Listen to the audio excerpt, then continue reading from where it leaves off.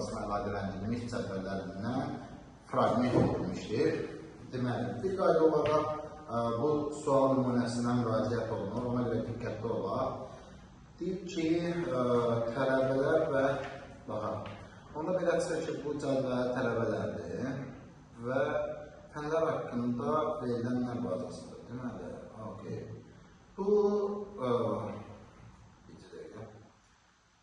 Bu sualda sıxıntı var. Sıxıntı verilənlər bazasının əsas prinsipləri ilə bağlıdır. Mən istəyirəm artıq pencəyini çıxardım və daha hərəkətli bir şeylərə keçid edək. Deməli, bu sualda sıxıntı nədən ibarətdir? Sualı yazanın prinsipinə əsaslanır, cavab taparıq, o deyil. Amma sıxıntı nədən ibarətdir? Deməli, əgər ki, bir verilənlər bazasında tələbələr abituriyentdir. Baxın,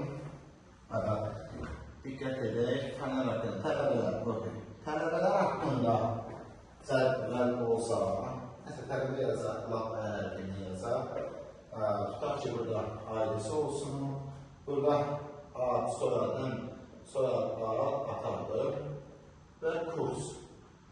Deməli görəm, digərində isə ikinci cədvəldə fənlər haqqında düşünülür, ayrı, fən.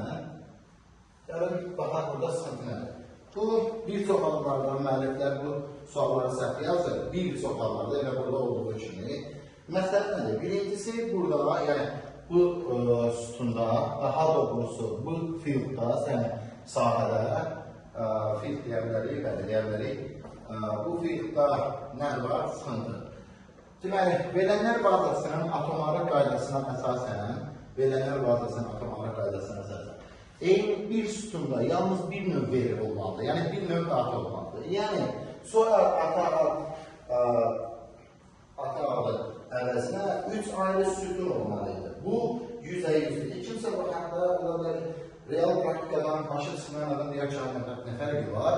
Fərqi odur ki, verilənlər bazası rahat şəkildə datalara analiz edib, sorğu edib, lazım nəticə çıxartmaq üçündür. Əgər ki, bizə bu atomların qaydası belə pozulsa, o zaman mən ada görə axtarış eləmək istəyəndə bu sütuna müraciət edib nə edəcəyimi biləsi deyiləm. Ona görə bu birinci sıxıntı. İkincisi bu birisi cədvəldədir. Niyə görə? Deməli, burada fənnin adı var, fənnin adını bilir. Tutaq ki, informatika. Bu aidi sualı yazan prinsipindən belə görsənir ki, bunlarla bunu əlaqələndirməyə çalışacaq. Yəni, bunu foreign key kimi istifadə edir. Bu da default private key. Yəni, foreign key yaradılmış o, belə deyək, sütundur ki, xarici açaq adlanır və əlaqələnməni formalaşdırır. Amma burada sıxıntı nədir?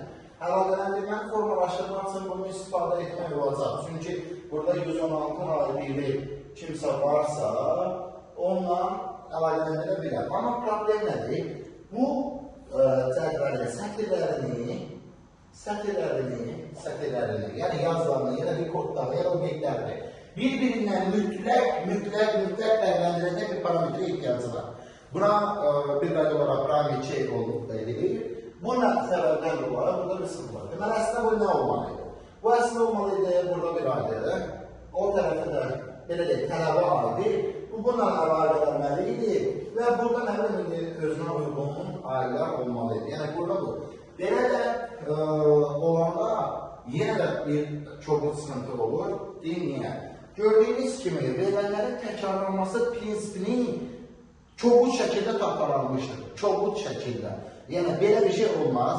Hər hansısa bir database administratoru olsa, belə bir, nəsə database üzərində iş görür olsa, o müdür gözə bunu, yəqin kəlməsini yazıb çıxmağını işlənə xalaş edir. Bu struktur əslində nədir olmalıydı? Deməli, gəlin, bu belə olmalıydı. Baxın, yoldaşlar, burada aidi və fən sütunları olmalıydı. Bundan əlavə olaraq, burada fən naili, nə deyək buna, fən nailisine sütunu iyidir, sütun olmalıydı və cədvəl belə şəkildə yox, yəni, belə deyək, bunu bu silək, belə şəkildə yox, nə olmalıydı? Deməli, bu tərəfdən birinci çoxlu əlaqələnməlidir. Yəni, bura olmalıydı əsas sədvə, yəni main table, bura olmalıydı related table. Yəni, bu sualın əsas qaydası belə olmalıydı. Buna görə izah edim ki, ümidvarım bu videoya baxandan sonra artıq belə sıxıntılı suallar yazılmaz. Çünki bu gələcək üçün çox böyük sıxıntıdır. İndi isə davam edə icazənizlə sualı yazanın fikridir. Yəni, bu sualda bu prinsiplər olunmasa, olur bu 4-cü sinifdə sadəcə məlumat oxuma bacarırıq. Bu səbəbdən dolayı bunu belə vurgularıq. Deməli, nədir? İkinci kurs olan informatika fənni. İnformatika fənnində ikinci kursun neçə tələbəsinə yazılır? Deməli, baxaq, dediyim kimi, niyedir? Bu prinsiplər riayət olunmayanda sualı həll etmək vaxtı da uzanır bu arada. Çünki çaşqınlıq yaradır. İkinci kurs. İkinci kurs. Yəni 113, 114, 116 aidili şəxslər 113, 114, 116. 113, 114, 116. 113, 114, 114, 116. Sualda nədir? Ona razılıq fənər. 113, 114, 116. Okey, bunlardan neçəsi informatikadır? Düz görürəmsə, 3 dənəsi də elə bir sıxıntı yoxdursa, 113, 114, 116. Yəni, biri budur. Əgər düz görürəmsə, biri budur. Biri budur. Mən sualda bir şey görüb, bayaq yazdığım bir fikri dağıtmaq istəyirəm. Mən bura birinci çox əlaqəlidir. Xeyr, cinniyyət. Çünki mən baxdım ki, əslində eyni bir şəxsdə, eyni fəndə təkrarlanırsa, burada çox əlaqəli var. Yəni, çox əlaqəli isə, yenə də fənlər, bunu artıq bizi izləyən müəllimlər üçün deyirəm, bir fən adı olsun, fənnim, nəsə də fənnim, okey. Və burada artıq buna ehtiyac olmayacaq, bizdə yeni bir cədvəl olmalı olacaq, mini to mini əlaqəsi belə qurulur. Bu olacaq tələbə fən cədvəli və burada olacaq tələbə adiləri, burada olacaq fən adiləri. Yəni, tutaq ki, informatika fənninin adresi 2 idi, rəzər fənninin atıram. Orada nədir? Orada fənnin adresi yoxdur, onsuz biz özümüzdən olur. Rəzər fənnisinin adresi olsundur.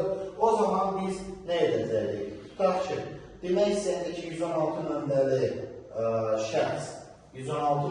şəxs informatikada hazırlığa gedir. Onda belə yazacaqdır, 116 nömrəli şəxs rəziyyətdən gedir, belə və sonra tutaq ki, 2-dən 117-dir belə və nə olacaqdır? Bu adı ilə bu tip üstünə əlaqələndiriləcəkdir, bunlar. Və bir-birinin çoxa ilə nə olacaqdır? Çoxun çox əlaqəsi formalaşmış olacaq. Bu arada genel dərin bir şey deyil. Deməli, burada sual indi yarana bəlkə primary key nədir? Bu üstündə təkrarlanır, bu üstündə təkrarlanır. Developerlər ola bilər bu videoya baxan. Yəqin ki, təcrübədə görürsünüz. Mini-to-mini əlaqəsi qurulan zaman bu prinsipdən istifadə edilir ki, yəni diqqət edək, daha doğrusu düz seçmədim, yaxşı səhv edir. Burada əlaqələr təkrarlanması, yəni iki sütun birgə seçilərək primary şey edilir. Bunu hər hansısa bir frameworkda, backenddə dil yazanlar da bunu bilir, üçüncü bir etikdən açılır.